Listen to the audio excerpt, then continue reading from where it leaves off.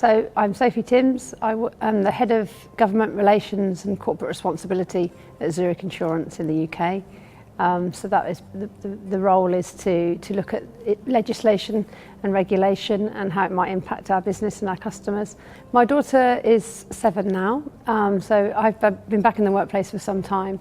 The role that I went back to was the same role that I had prior to going on maternity leave, and a reasonably senior position. Head of Government Relations is a head of department role, so I wasn't underestimating the challenge that would come with going back. I went back to work when she was 5 months old, which, physically was a challenge as well as mentally. And I remember my first day very, very clearly. It did feel a little bit like I was going to suffocate or something. I am the main breadwinner, and it is challenging because you have to work. You don't have that choice, and hence the reason why I came back to work when she was only 5 months old. Ideally, I would have liked longer, but it wasn't possible in my case. So it's just something that I had to deal with.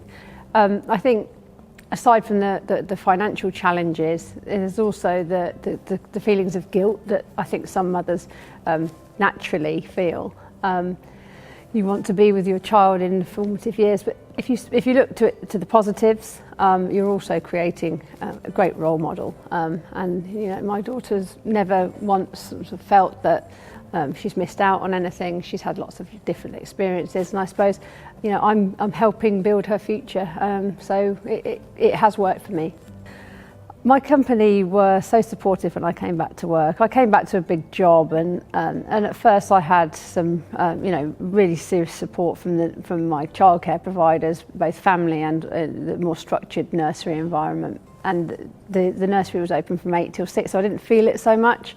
I think where the real support came in was when my daughter went to school, because the school hours were a lot shorter. She finished at 3.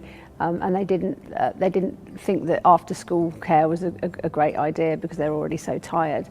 I remember at the time I had a male boss, and I think maybe I went into that conversation with a little bit of apprehension, but he was so supportive.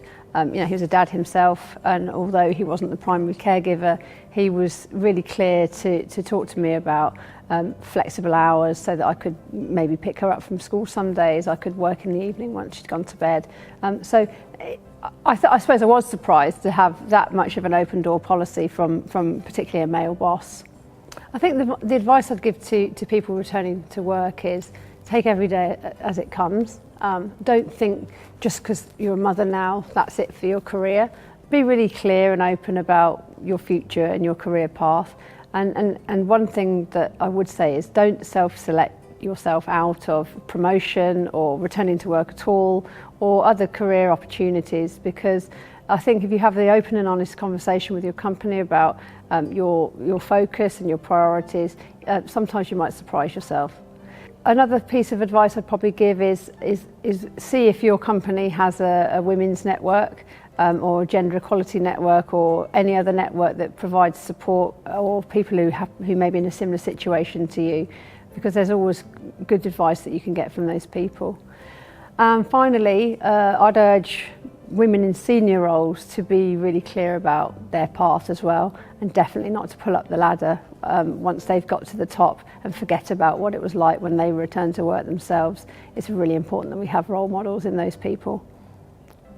The best thing about being a mum, I think, has to be listening to my little girl come home and the things that she's learned, especially now that she's at school, and just the take on life that she has. It's so refreshing to hear it in a world where you don't always hear good news, and that childlike innocence is just so compelling.